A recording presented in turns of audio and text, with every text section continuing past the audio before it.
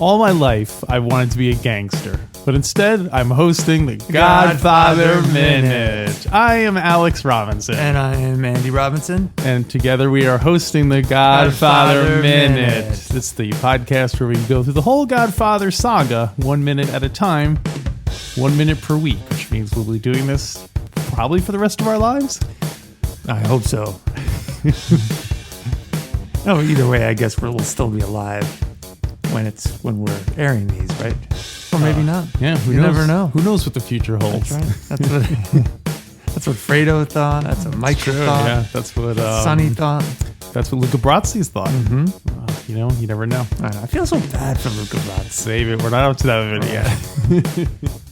Anyway, we are up to minute 18. 18. That means you can vote now, right? I can vote? Well, we hit 18. That's when you're allowed to vote on whether you prefer Godfather 1 or Godfather 2. Or Godfather 3. Oh, was that one of the options? you have to be 21 or over to like Godfather 3. So it doesn't quite... we have that Facebook group with the Fredo Corleone's Mickey Mouse nightclub, which I encourage everyone listening to join if you're on Facebook. And I posted a poll saying, which of the Godfather movies do you like the best? And a bunch of people voted. I think 2 might have won. Really? Yeah, it was close. But I thought 1 was winning. Did it? Oh, I don't remember. I haven't looked at it in a while. But. Right. Well, the point is that no one voted, not even a single contrarian voted for 3 as the best one. Because as I've learned from doing the Star Wars prequels, you're always going to find someone who's like, oh, you know that crappy movie? That's my favorite movie ever. You know what I mean? So, yeah, someone. Yeah. Someone out there. Yeah. I thought that at least one person voted for it. You know who? Who? Joey Zaza. Well, we are at minute 18, Alex. E minuto numero 18. E minuto numero 18. 18. Say it with me, Alex. 18. 18. Nice. E numero minuto Zaza. No, that's the final minute. Anyway, this is minute 18 of the original classic Godfather. The minute starts off with we're still at the wedding. Wedding's still going on. And imagine that we're 20 minutes in and we're still like literally in the first scene of the movie. So anyway, it starts off with Mom singing to the crowd, entertaining everyone. Oh boy, she got some pipes on her. Yes, well, Morgana King, I guess the actress who plays her was a real life singer, so it makes sense. I don't recall if we talked about this exact point, but did they cast her because she was a singer too, and she could sing this opening scene? She just doesn't have much dialogue in the entire movie. This is probably the most dialogue she has. Her singing, is that right? Well, yeah, I guess if you count that as her dialogue. The only other time I can remember really talking is when Michael goes to her and is like, well, can you lose your family and all that? And she's like, you can never lose your family, Michael. Is that Godfather 1? I think that's in 2. It might be, yeah, it's in 2. It's because that's when he's all concerned because Fredo's the traitor, spoiler alert, and so on. So there is another scene later in Godfather 1 where she says to Sonny, hey, don't interfere. Right, yeah. So that's right. A little more mama dialogue. Yeah. But she is singing it. She's doing a great job, too. Now, you are a musician. That's what they say. That's what they say. See, that's exactly the kind of thing that's going to get you that part in Hollywood if you keep it up. By the way, I am starting to work on our Godfather musical. Oh, yeah? How far along have you got? I don't... Maybe we'll save it for some of the bonus tracks. Oh, maybe. Yeah, maybe we'll save that for the bonus. It's so fun. Content. Okay, it's a great movie, and it's so fun working on it. So, anyway, so speaking of singing, the bulk of this minute is taken up by a old man. Mama calls up someone from the crowd. Calls up Nazarene. So you think this is Nazarene... Like, it's not the same Nazarene who we just saw in the... So she definitely calls up, so she's singing. Yeah. And I transcribed it. She sings, "My daughter, who do I get for you? Mother, I leave it up to you." And then she starts to laugh and she says, "Oh, Nazarene, come on up." And it's definitely Nazarene who comes up in addition to the old man. Because when it cuts to the old man later, you see Nazarene standing on stage. Behind us. So maybe it's like Nazarene's father or something. Maybe, yeah. Or maybe Nazarene is up next or something. Oh, he's on deck. Maybe anyone who asked the Godfather for a favor then has to go and sing. So that's the requirement. Oh, that'd be great watching Luca Brasi sing.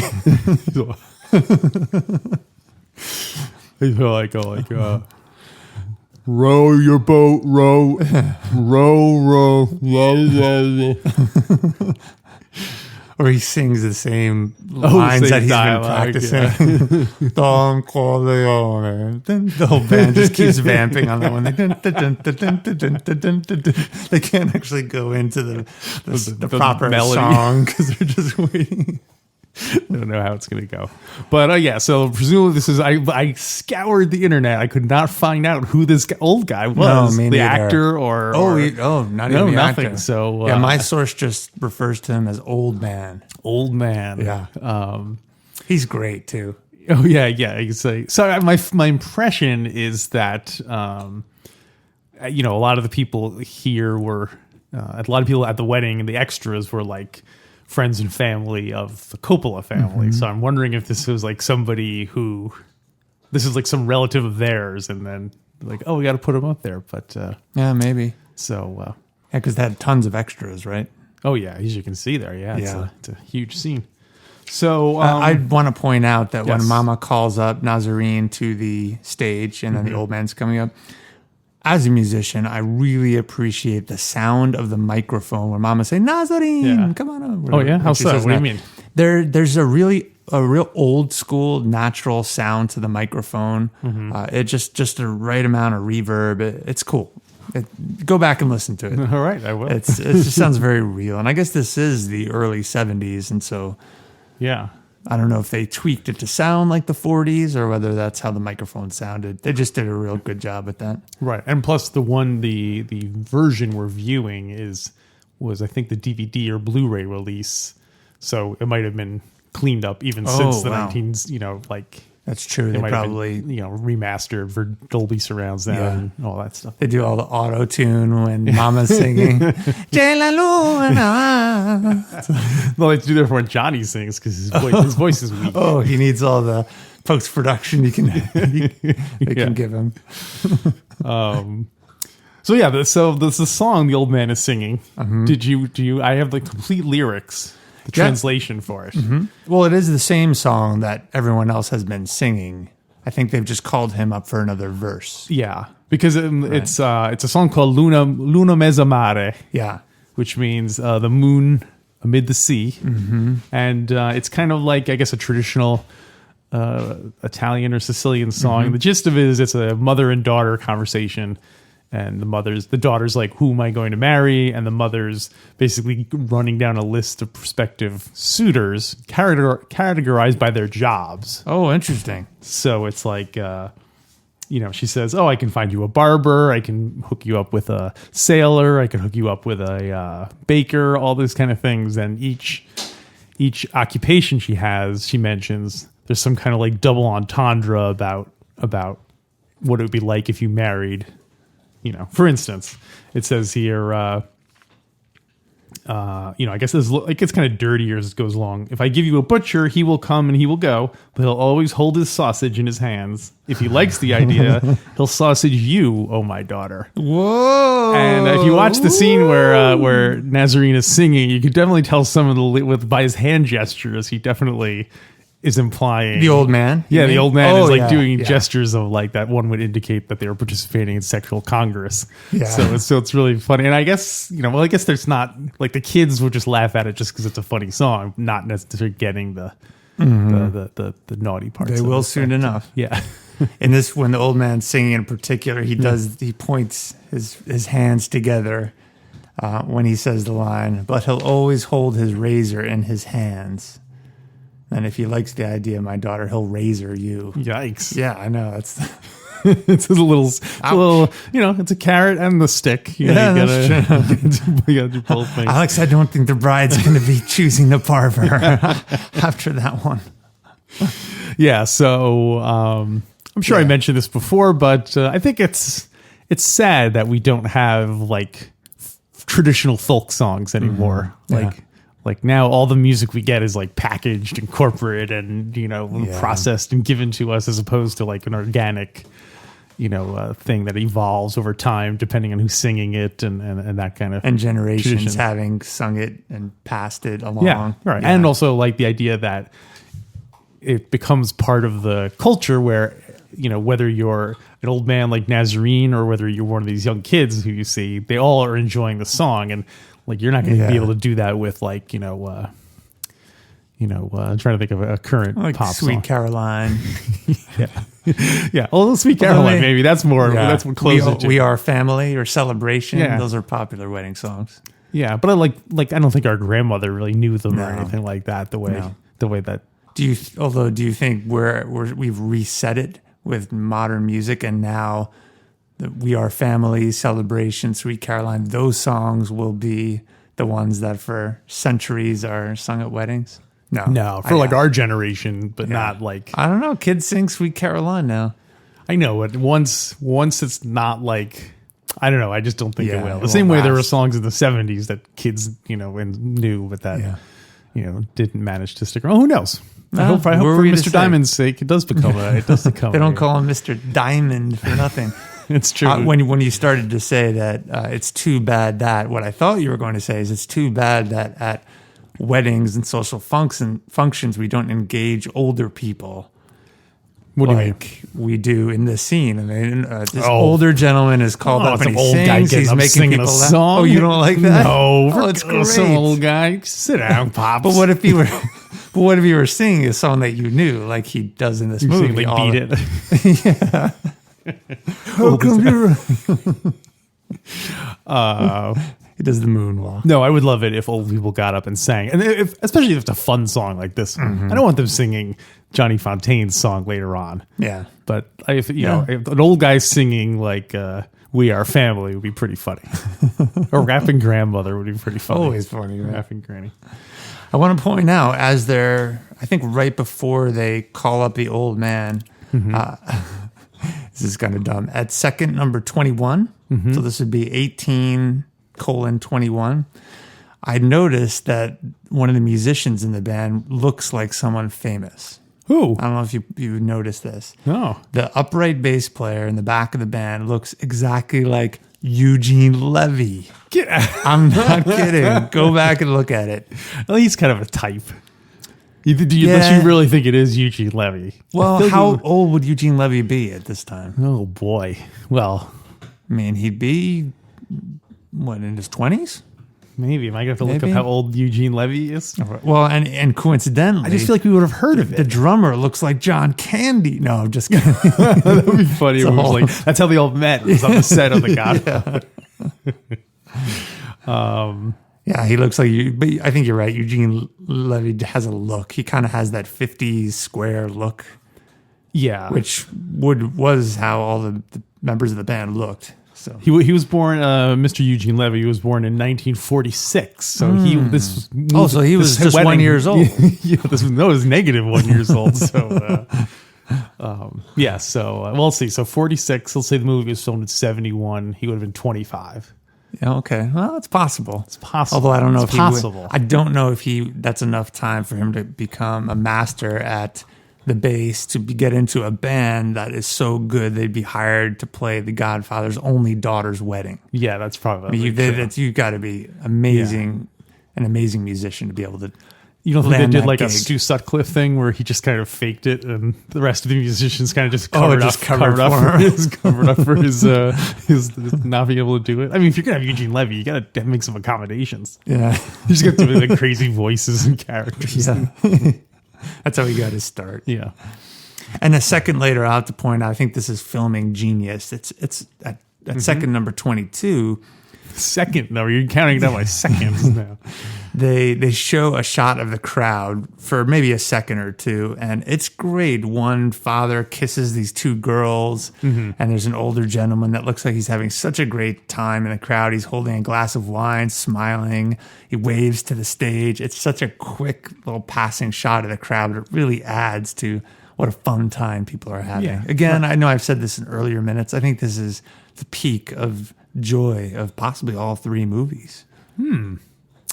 Yeah, I can't think of any other scene that's not as that. Even if it's a happy occasion, like Anthony's communion.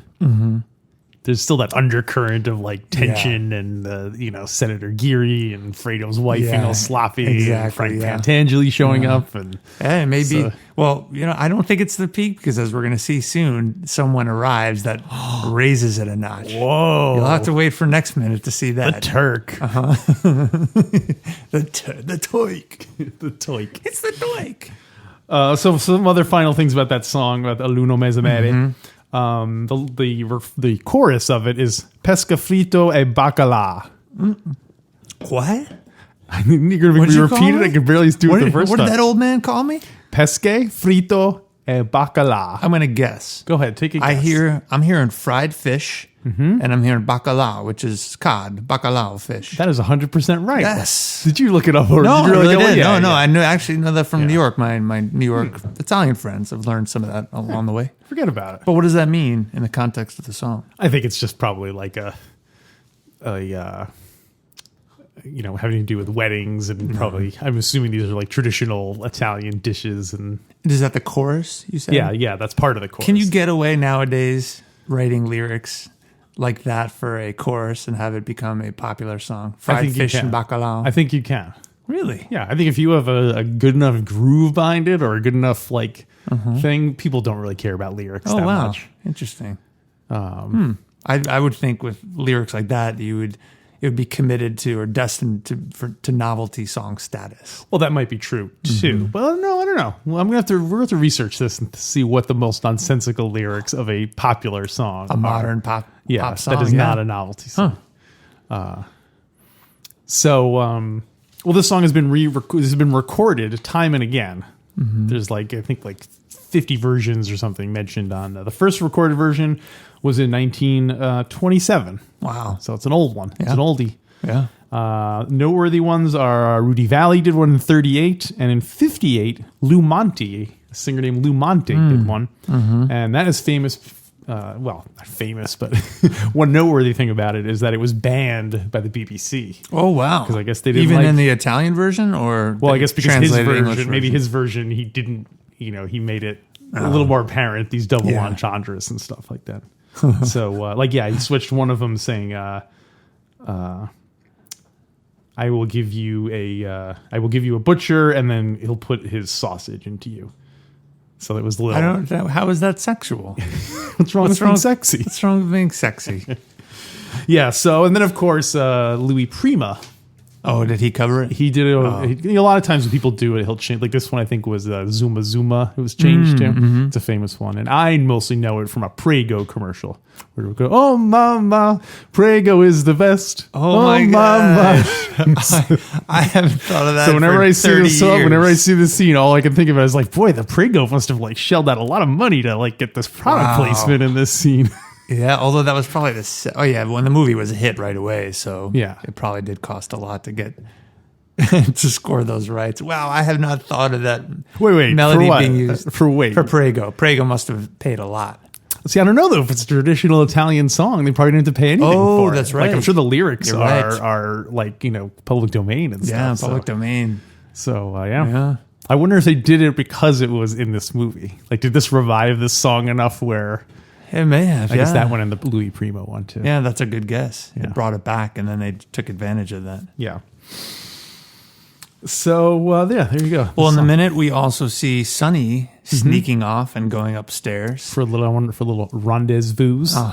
And Lucy Mancini following shortly behind. What I can only guess what's going to happen upstairs. We'll see in a future first. Ladies first. Sonny, come on, be a gentleman. Yeah.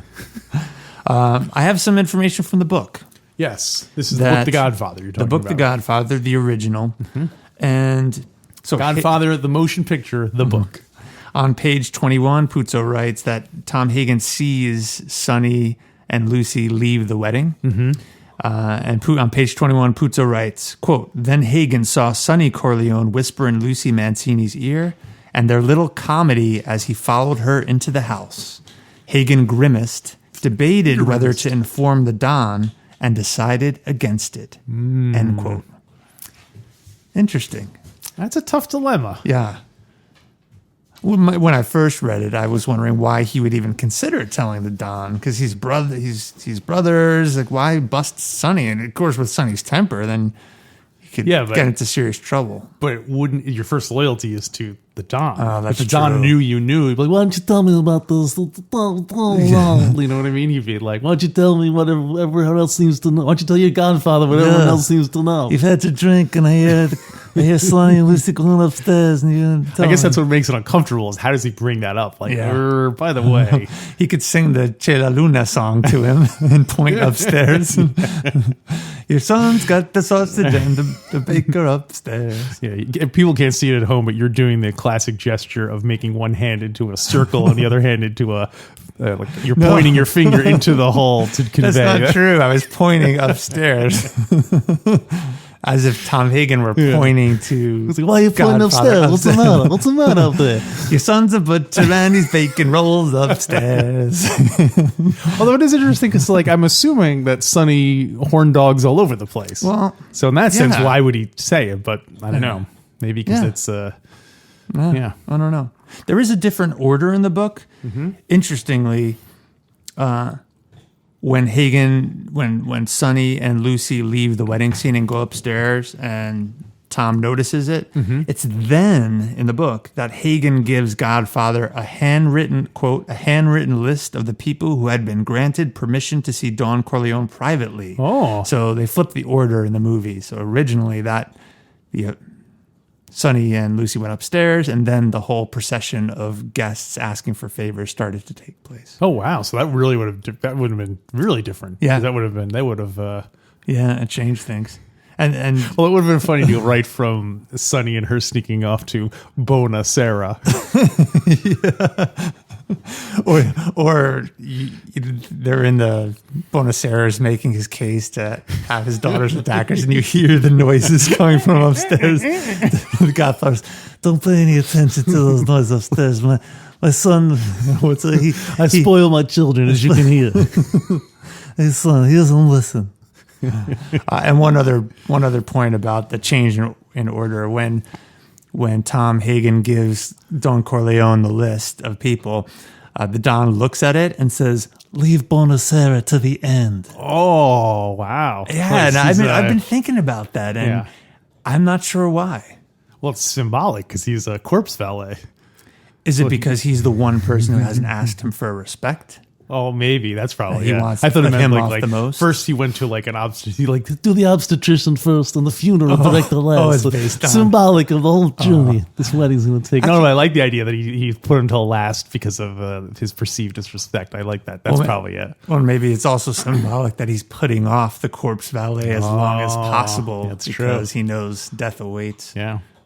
In the screenplay, this scene originally here was where Tom Hagen was going to tell the Don about the Turk.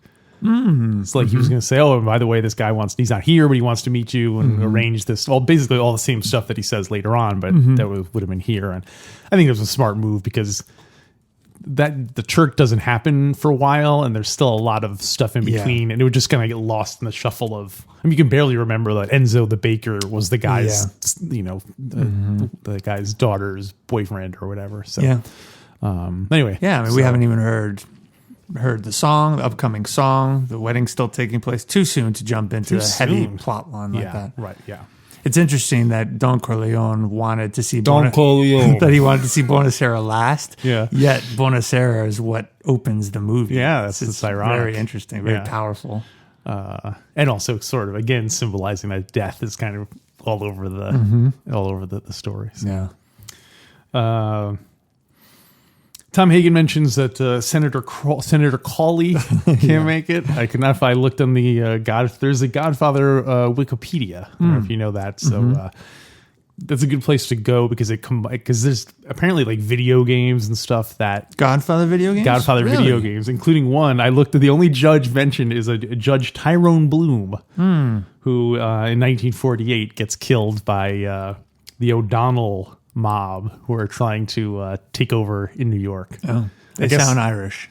Yeah, because once the War of the Five Families starts, then the Chicago mob, the O'Donnell family, are like, "Oh, this is the perfect time to take over New York, boys. Stake our claim." And they tried to come to New York and set a foothold, but then they got driven out there. Yeah. So. I'm reading the part of the book now about that war. Oh yeah, so I can't wait to get to it. It's so interesting, the dynamics like between 2023. Yeah. Hey, do you remember years ago I was talking about that time? We're gonna end the show talking like the Nazarene's grandfather. Yeah. Hagen says, Senator. It's hard to do a Tom Hagen impression. I remember I told you a few minutes ago that I'm trying to do less. Don Corleone impressions, try to branch out because pretty soon he ain't going to be around. Spoiler alert. That's not going to stop us. But Senator Cawley apologized for not coming personally. He said you'd understand. And also some of the judges. Yeah. Nah, that was terrible. It's hard to... he doesn't have like a good hook to him. You know it's him when you hear him speaking, but... Yeah, it's too subtle. I would be curious to hear if an impressionist could do a Robert Duvall impression. Yeah. I'm like going to try, but I know give it's it a shot. Come on, give it a shot. Come on. Well, I was going to go bigger and go like think of it from like Apocalypse Now, where he's like, I love the smell of napalm in the morning. But there, it's more like a strained kind of like, like get those boys over that hill. Yeah. That kind of a thing. What were his other big roles? Well, he was in The Godfather 2. He was in He's the cowboy, the Western movie, right? Yeah, he did. He just done a bunch of Western movies. He was in a movie called THX 1138, which was George Lucas's first movie. I'm trying to think of one where he played a character where his voice would be more defined, but I think he was in The Conversation. It's another Coppola movie. Maybe his voice is more recognizable and easy to do an impression of when he raises his voice later in the movie. Sonny, you're taking this personally. This is business. That's a great scene. We'll work on it. I already want to rate that scene. You want to rate that scene? I want to rate that scene 5. Are you going to give it a preemptive rating? I'm going to give it a preemptive rating. Wow, all 5. right. And Don Corleone isn't even in it. If you were in it, that sucker would be a 6, a rockin' 6. He's kind of like a presence there. Oh yeah, because it's in the office. Is Michael sitting in his chair? Maybe. Yeah, and it's a result of him being shot and so on. So anyway, so is there anything else for minute 18? I know you're jumping ahead, rating. Sorry about that. Yeah, minute 48. But no, just to point out that these government officials apologized for not coming, said that he'd understand, and the judges. I think Don Corleone does understand. You don't think he takes it personally? Like he doesn't go, "Oh, it's disrespectful." He don't go. Where does he? He doesn't. He kind of knows the rules. Yeah, I think he knows the rules. Yeah. Also, some of the judges. Yeah, that's what Hagen says. Yeah. Some of the judges. Yeah. Not all the judges. So does that mean some of the judges came, or does that mean not all the judges responded? Sent notes and gifts. Well, I take it back. I said I think he understands and accepts that, but there's just a shot of Marlon Brando, and there's really no reaction on his face. And in the book, Puzo writes frequently how Don Corleone does not show He's a poker anything. player. Yeah, exactly. He's a poker player. Yeah. There's one scene where he really gives it up, but you never let anyone else never let anyone outside the family know what you're thinking. Never. Well, yeah. So the minute does end with Tom saying some of the judges. So that will wrap up this minute. So what are you going to give it? This is a tricky one. This is our first one where it was like mostly just music. So it's hard to rate this one. Maybe it's because I'm a musician. I do really love hearing Mama sing and then the old man sing. The Old Man Nazarene. Old Man Nazarene. I hope that is Nazarene's father. Or maybe that was... I hope it's Nazarene's son. Well, I was going to say, maybe is that Enzo who's going to marry Nazarene's daughter, the one he just lobbied to get to stay in America. Yeah, well, we see Enzo. I know, just oh, you kidding. think he has like Benjamin Button disease, where he like you see him at the end of the movie and he's an infant. That'd be the funniest thing. He goes to ask for this favor to have this man stay and marry his daughter. This is the guy your daughter's gonna marry. Is he rich? He was an Italian prisoner and brought here to work for you. Godfather, I'm 29 years old. So I do enjoy the music. Marlon Brando's in it. It's true. If I could do halves, I guess I would do 2.5, but I'm going to say 3. 3. I'm going to say 3. I'm also going to say 3. Why? You're like accusing Well, me. I mean, I was very You want me to vocal express, about show why my work? yeah, exactly. Well, there is some Brando, which Yeah. even though he doesn't speak, does push it up a little bit. And I guess just because it's a glimpse into a world that, you know, probably doesn't even really exist very much anymore, except in Italy. You know what I mean? This kind of big, huge family gathering. And, you know, you and I coming from a generally not huge, close family. And we're all like, you know, we're both mutts and so on. So, Yeah. 3. I guess I also feel bad giving it anything like a 2, but Yeah. We'll see. There might be a 2 coming up.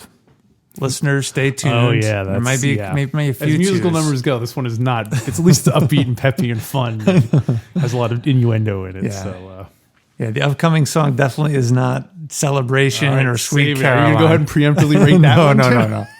No. You know, I just thought of Never something. let anyone know what you think of a minute. Never. What are you doing, Santino? So I do. Well, speaking of that, I want to go back to this current minute and analysis. I just remembered that Mama is singing, the old man is singing, and Sonny, who is still technically a child, What? Why is he hold on, bear with me, All right, all right. is going off to have some fun with his Yeah. lady friend while Don Corleone is still conducting business. Yeah. Women and children can afford to be careless, but not men. Oh, So maybe there may be some symbolism there that Sonny's just have his head in the game. and just not taking things seriously. And of course, Mom and the old man, Yeah. they're Well, the old man he's just responsible. he's being serious. responsible Yeah. by carrying on the tradition of Yeah, singing that song. Anyway, so I think a solid 3. Okay. We're going to talk a little bit about the bonus material. Well, yeah. Well, you said you wanted to talk about the your musical that you're working on. May talk a little bit about the musical, but more so, I meant in a future full bonus episode. Oh, okay. Because I'll probably have a Okay. lot of material. What I meant to say with that is I just cracked the ice of coming up with some musical ideas. Okay. But I don't know if Alex, did you take the test online on Fredo Corleone's Mickey Mouse nightclub of which Godfather character you are? I did not. Well, so we should do that in the bonus content. Okay, because I did. And Okay. why don't we do that? We right. can take some time to take it, and then we could talk about the results. Yeah. So, all right, everyone. So if you want to hear that excitement, go to patreon.com/Godfather Minute and become a Patreon. It's mere dollars a month, and you'll get to hear me take an internet quiz. And, you know, we're going to bring on guests and things like that. So check it out. It's an offer you can't refuse. Here on wait. Don't leave the gun and take the cannoli to Godfather Minute.